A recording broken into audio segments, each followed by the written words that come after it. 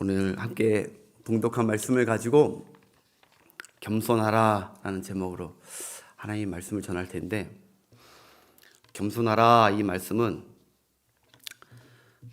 여러분이 받으실 때 그냥 사람의 말로 받거나 앞에 있는 그냥 젊은 목사님이 하시는 말씀이다 라고 받으면 은혜가 절대 안 됩니다.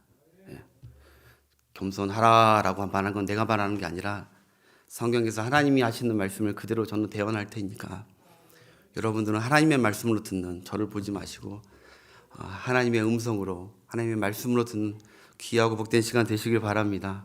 네. 하나님의 사람인 저와 여러분에게 평생 하나님께 바라고 원하는 소원이 있을 겁니다. 그 소원이 대부분 다 뭐냐면은 딱 한 가지입니다. 우리가 평생 하나님께 죽을 때까지 구해야 되는 소원, 그것은 바로 은혜입니다. 은혜. 그래서 하나님이 내게 은혜 주시기를 우리는 예수 믿고 나서 또 이 세상을 마감하는 그때까지 계속 하나님한테 은혜를 구하는 삶이 신앙생활입니다.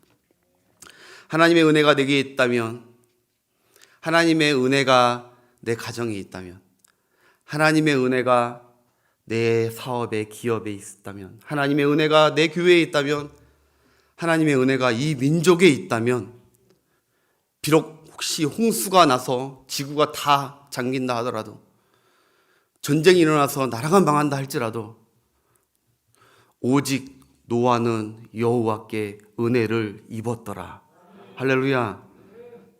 그래서 은혜가 귀한 것이다. 다 막히고 다 안 된다 할지라도 하나님은 아니다. 내가 주는 은혜로 말미암아 너희는 살리라. 그래서 우리는 평생 하나님의 은혜를 사모하고 또 그것이 우리의 구원이고 그것이 우리의 소망, 평생 소망입니다. 그래서 성도는 다른 어떤 것을 구하기보다 늘 하나님 제게 은혜를 주시옵소서. 생각나는 사람들 다 은혜 달라고 합니다. 내 자녀에게 은혜를 주시옵소서. 내 모든 것에 은혜를 주시옵소서. 우리가 달라고 구하는 것은 은혜입니다. 감사한 것은 하나님께서도 우리에게 은혜 베풀어 주시기를 원한다고 민수기서 6장 5절에 또 말씀해 주셨습니다. 할렐루야.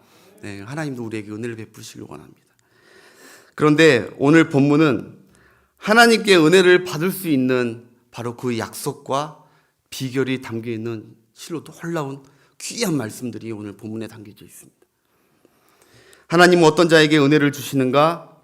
바로 오늘 본문에 보니까 겸손한 자에게 주신다고 하나님 말씀하십니다. 하나님이 어떤 자에게 은혜를 주십니까?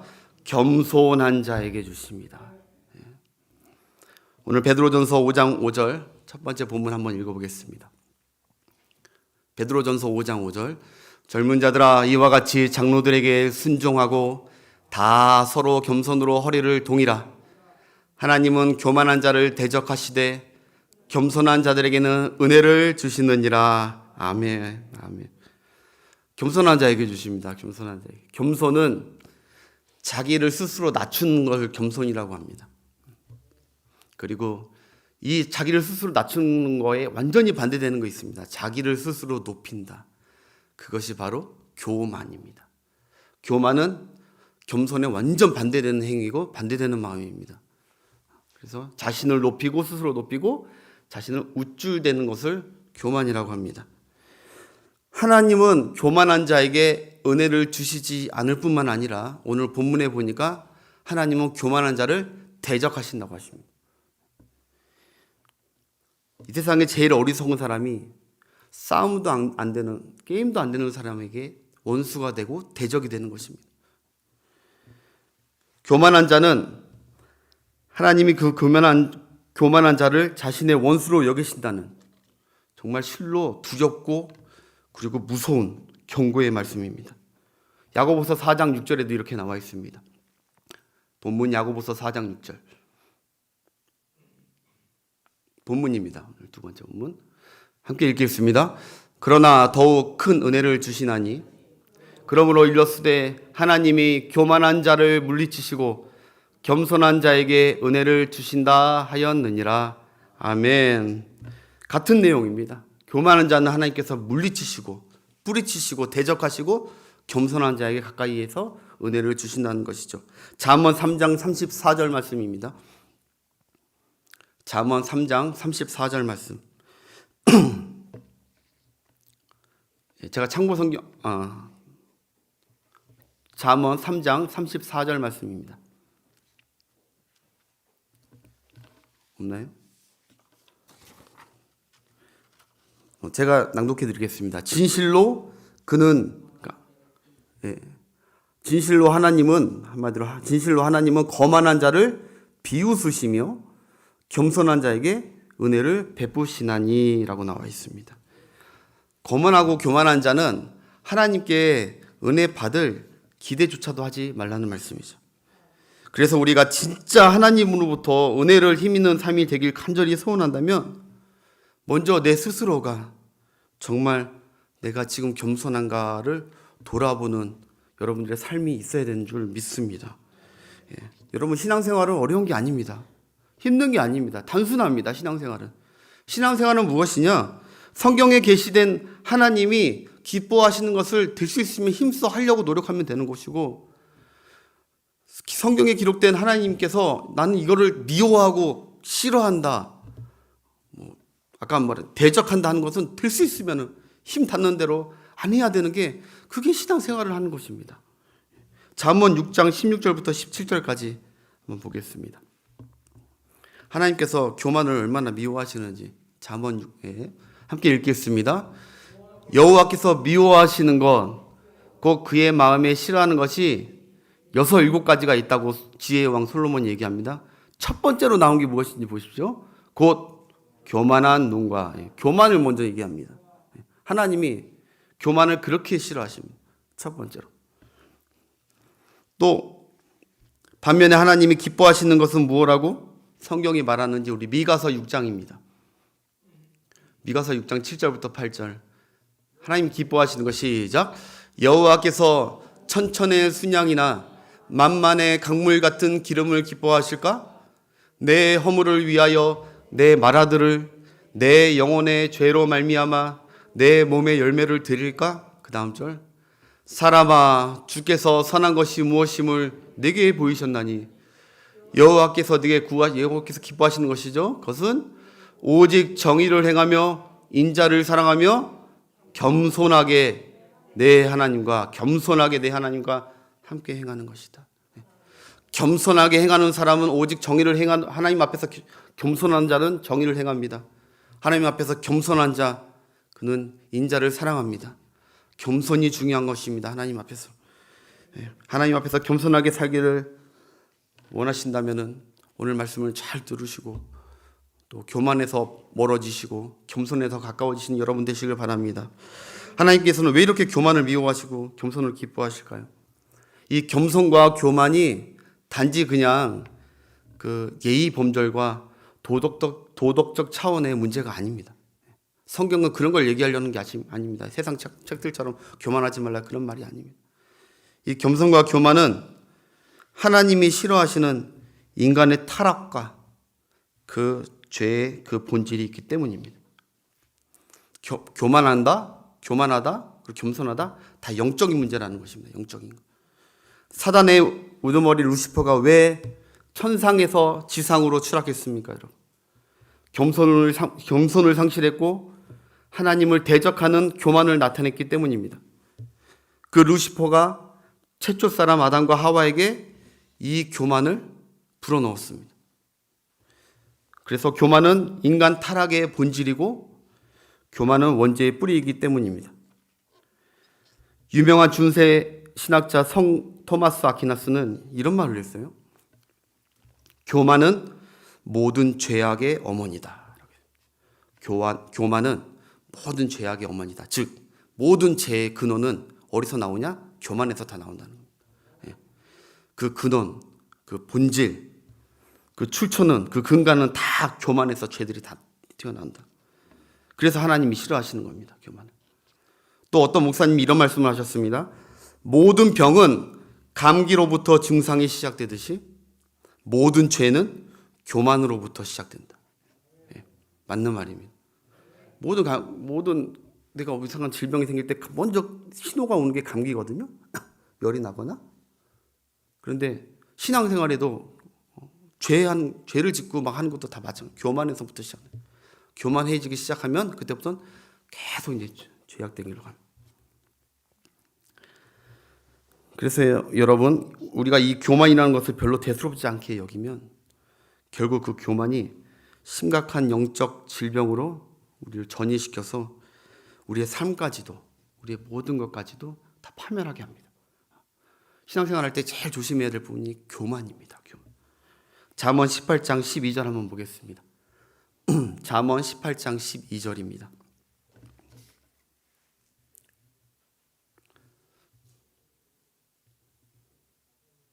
어제 드린 성경 말씀입니다. 잠언 18장 12절. 제가 낭독하겠습니다. 사람의 마음의 교만은 멸망의 선봉이요 겸손은 종기의 길잡이니라. 아멘. 그러니까 무슨 말이냐? 마음의 교만은 결국 멸망으로 가는 길에 앞잡이가 된다는 거죠. 길잡이가 된다. 그리고 만약 마음이 겸손하면은 그 겸손이 길잡이가 되셔서 존귀한 곳에 우리를 이르게 한다라는 것이죠.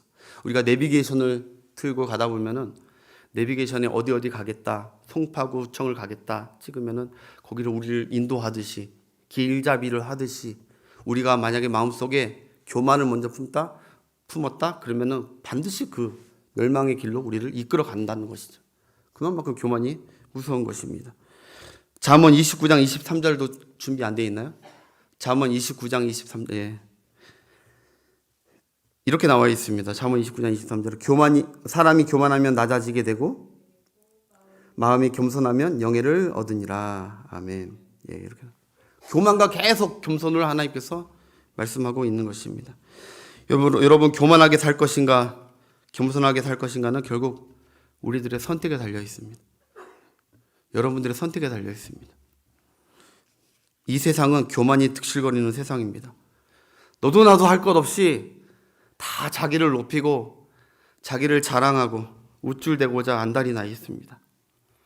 여러분 SNS나 수많은 미디어, 소셜, 페이스북 여러 것들 보면요, 여러분 다 자기를 얼마나 드러내고 싶어서 어떻게 안달이 났는지 자기의 잘남을 계속 하루에 2개, 3개씩 막 올립니다. 교만병에 걸린 것 같습니다. 근데 믿는 자들도 심지어 목사님들도 그걸 그렇게 자랑하면서 겉으로는 하나님이 은혜 주셨어 하지만 그 내용들은 다 내가 자기 자랑입니다. 성경의 가르침대로 우리가 자신을 낮추고 남을 높이기보다 어떻게든 남을 낮추고 짓밟고 깎아내려서 자기가 높아지려는 이 문화 속에서 우리가 살고 있다고. 저도 사실 제 안에 교만이 불쑥불쑥 일어납니다. 그래서 저도 오늘 말씀에 정신을 차리고 싶습니다. 저라고 안심할 수 없습니다. 저도 불쑥불쑥 교만이, 자만이 막 일어납니다. 제가 아는 한때 잘 나가고 존경하는 모든 분들은 아니지만 아는 분들이 다 이 교만에 걸려서 추락하는 사람들을 많이 봤습니다. 목사님들도 그렇고. 결국 그 근본은 다 교만이었습니다. 사람들이 돈을 자랑하고 지식을 자랑하고 권력을 자랑하고 건강을 자랑하고 자식 자랑하고 힘을 자랑하다가 다 빼앗깁니다. 자랑하고 내놓는 것들은 하나님께서 빼앗아 가버리십니다. 예레미야 9장 23절 준비되어 있나요? 예레미야 9장 23절. 뒤늦게 드린 거예요. 함께 읽어보겠습니다. 여호와께서 이와 같이 말씀하시되 지혜로운 자는 그의 지혜를 자랑하지 말라. 용사는 그의 용맹을 자랑하지 말라. 부자는 그의 부함을 자랑하지 말라. 예. 하나님의 명령입니다. 자랑하지 마, 너희들. 자랑하지 마. 자랑할 것이 생기거나 입 밖으로 나오려 하더라도 그 자랑할 것을 주신 분이 누구인지 한 번 정도는 필터링 해보시고 한 번 정도는 더듬어 생각해 보신다 보면은 우리가 자랑할 게 없다는 것입니다. 내가 지금 자랑할 게 왜 지식이 있습니까? 지식을 주신 분이 하나님이시고, 자식을 자랑합니까? 자식을 주신 분이 하나님이시고, 재물을 자랑합니까? 재물, 건강 다 하나님께로부터 받은 것이 아닙니까? 네가 자랑할 것이, 너희들이 자랑할 것이 무엇이냐고 하나님께서 말씀하시는 거죠. 그러면서 그 다음에 너희들이 자랑하려면 주 안에서 자랑하라고 말씀하시죠.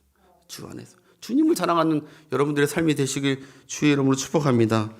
그런데 여러분, 이런 생활 속의 자랑과 이 교만도 문제이지만 제일 두렵고 경계해야 하는 교만이 바로 있습니다. 그것이 바로 한번 따라합시다. 영적인 교만. 영적인 교만이 제일 무서운 교만입니다. 많은 성도들이 이 부분에서 자신도 모르게 영으로 시작했다가 육으로 맞춰버립니다. 처음에는 영적으로 잘 시작합니다. 근데 점점점 영적으로 교만해지더니 그 육으로 맞춰버립니다. 거룩해야 될 곳에, 그 거룩해야 될 곳에서 교만의 마귀가 득실거립니다. 여러분, 마귀는 때와 장소와 대상을 가리지 않고 무차별적으로 교만의 마음을 집어넣지만, 특별히 마귀는 그가 하나님의 대적자라는 뜻 그대로 거룩한 성도의 무리 가운데 더욱 교만을 넣어서 부추깁니다. 사탄은 그 일을 합니다. 교만을. 거룩한 곳에 더욱더 교만을 넣습니다. 하나님을 예배하는 이 교회 안에 교만이 침투합니다. 성직자 양성학교인 신학교 안에 여러분 교만이 득실거립니다. 교만한 마귀가 신학도들을 많이 흔듭니다. 그래서 신학생들이 다는 아니지만 신학생들이 자기 담임 목사님 막 욕을 합니다. 비판을 하고 한국교회에 대해서 막 이렇다 저렇다 비판을 합니다. 자기가 훗날 목사가 되면 뭔가 대단한 영성의 주의 종이 될 것처럼 신학도 할 때 공부할 때 그렇게 비판합니다. 교만의 영이 들어와 버린 거룩한 곳에. 거기뿐만이 아닙니다, 여러분. 섬김과 성령의 역사가 충만해야 될, 그 생명의 역사가 충만해야 될 그 선교지야에서도 여러분 수많은 선교사님들이 이 교만의 화살에 맞아서 마치 다 본인이 이룬 것처럼 얼마나 자기의 세력을 높이는지 모릅니다. 다 그렇다는 건 아닙니다. 제가 선교 모임도 가보고 하면 교만하신 분들이 많이 보였습니다. 노예와 총회 안에서도 자기 이름, 자기 명성, 세력을 높이려 남을 깎아내리는 교만한 목사님들도 죄송하지만 많이 봤습니다. 여러분, 믿지 않는 불신자들이야 하나님을 모르니까 스스로 교만하여 그냥 망할 길로 가면 되지만, 하나님의 살아계심을 믿는 자들이 어찌 거룩한 하나님의 성소에서, 성전에서, 거룩한 무리 안에서, 공동체 안에서 자기 의를 드러내고 서로 내가 잘났다, 내가 못났다, 내가 더 높다 이렇게 하면서 영광을 서로 취하려는 이 교만한 자태에 우리 성삼위 하나님께서 얼마나 탄식하고 계실지 우리는 깊이 자각해야 되는 줄 믿습니다. 여러분, 기도원 자주 간다고 여러분 그 신자가 겸손한 신자 같습니까? 천만의 말씀입니다. 복음서에서 교만의 극치로 보여준 곳이 바로 기도의 현장이었습니다. 무슨 말이냐? 두 사람이 기도하러 성전에 올라갔습니다. 한 사람은 바리새인이고 한 사람은 세리였습니다. 바리새인이 세리를 의식하는 순간부터 갑자기 그 입에서 이상한 기도가 터져나오기 시작합니다. 주여, 제가 저 죄인 같지 않음에 감사하나이다. 나는 토색도 하지 않았고 불의도 짓지 않았고 간음하지도 않았음을 감사합니다.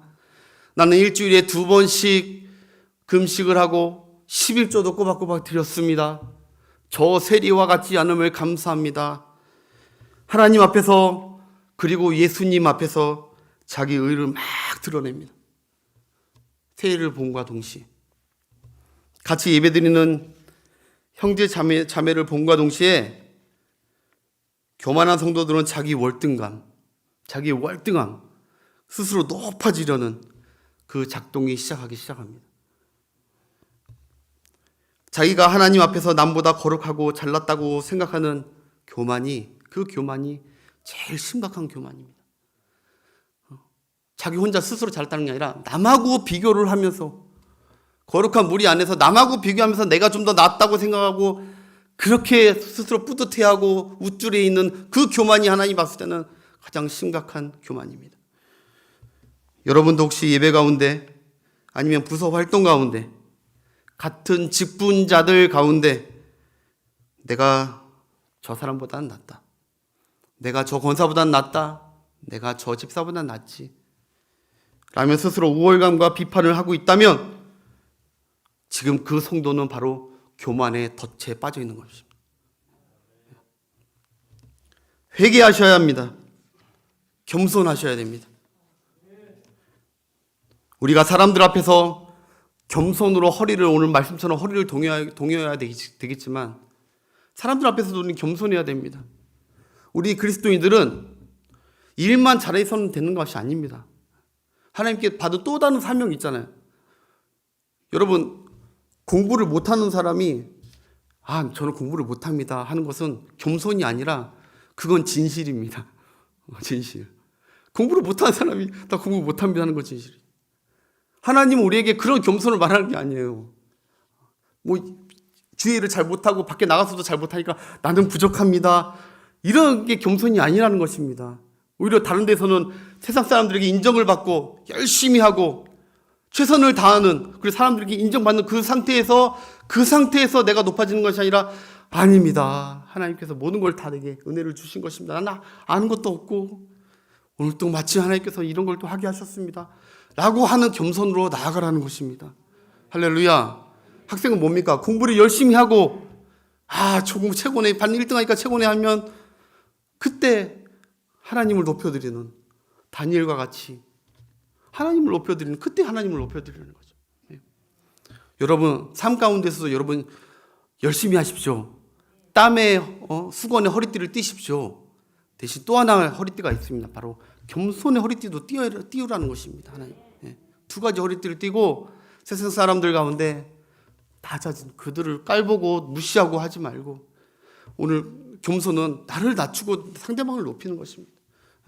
그를 높여주면서 여러분 겸손하게 하셔야, 그래야 예수님의 이름이, 그리고 성도들이 교회로 오고 주께로 인도만 받을 거 아닙니까? 할렐루야. 네. 근데 우리가 겸손으로 허리를 동여하겠지만 사람들 앞에서도 여러분 무엇보다 더 특별히 하나님 앞에서, 하나님의 능하신 손 아래서 예수 그리스도의 보혈이 흐르는 그 거룩한 모든 곳에서 철저하게 겸손하시고 낮추시길 주의 이름으로 축원합니다. 가장 높으신 예수님께서 우리를 위하여 죽으시기까지 낮아지신 겸손의 그 증표, 그 자국이 무엇입니까? 그것이 바로 보혈입니다. 가장 높으신, 하늘보다 더 높으신 천상에서 가장 낮은 곳까지 겸손하게 낮아지심, 겸손의 극치를 보여주신 그 예수님, 그 예수님이 십자가에 죽으시기까지 그 보혈을 흘린 곳. 그래서 이 교회가, 주의 보혈이 있는 이 교회가 거룩한 곳입니다. 이 하나님의 아들이 보혈이 흐르는 곳에서 악한 사단의 찌꺼기인 교만이 침투하는 것을 하나님은 용납치 않으신다는 것을 여러분 인정하시기 바랍니다. 그렇기 때문에 늘 조심하십시오. 거룩한 곳일수록 더 조심하십시오. 주님의 겸손한 보혈의 피가 흐르는 곳에 여러분들의 사단의 찌꺼기 같은 교만들이 푸석푸석 튀어나올 때 하나님은 많이 온전하시다. 하나님 그래서 대적하신다는 것입니다. 거룩한 성교회를 위해서. 여러분, 말씀을 마무리하겠습니다. 우리는 석가모니의 제자가 아닙니다. 우리는 마호메트의 제자도 아닙니다. 우리는 나를 위해 생명을 버리신 예수님의 제자이고 예수님께 배우고 예수님을 닮아야 하는 제자입니다. 예수님께서 자기 선언을 하셨습니다. 나는 마음이 온유하고 겸손하니 나의 멍에를 메고 내게 배우라. 그리하면 너희가 쉼을 얻으리라. 예수님 자신을 자기가 선언하십니다. 나는 마음이 온유하고 겸손하다. 온유한 것도 겸손한 겁니다. 온유한 게 그냥 순박한 게 온유한 것이 아니라 프라우스라고 해서 아주 사나운 개가, 여러분 아실 거예요. 사나운 개가 주인 앞에서 딱 그 명령에 순복하고 자신을 낮추고 주인에게 복종하는 것, 그것이 온유입니다. 겸손하고 같은 맥락입니다. 예수님께서 하나님 앞에서 자기를 낮출 그만큼 낮추시고 죽기까지 복종하셨다고 빌립보서 2장에 나왔어요. 그래서 여러분들, 우리는 예수님을 닮아서 우리가 교만해지려고 할 때 예수님을 생각하셔야 됩니다. 예수님이 겸손하셨지. 예수님 같은 분도 겸손하죠. 그렇게 위대한 분이 겸손하셨는데 내가 높아봤자 얼마나 높다고. 내가 얘보다 잘나면 얼마나 잘고 저 사람보다 잘나면 얼마나 잘났다고. 예수님은 죽기까지 낮아지셨는데.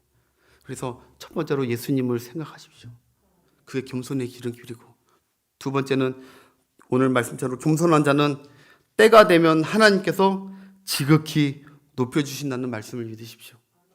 계속 낮고 천하게 그대로 냅두시는 것이 아니라 하나님 예수 그리스도를 다시 높이셨듯이, 가장 낮은 곳에서 가장 높은 곳으로 다시 올리셨듯이, 우리가 가장 낮고 더 낮을수록 하나님께서 점점 더 높은 곳으로 우리를 나중에 때가 되면은 우리를 올리신다는 사실을 믿으시고 그 말씀 붙잡으십시오.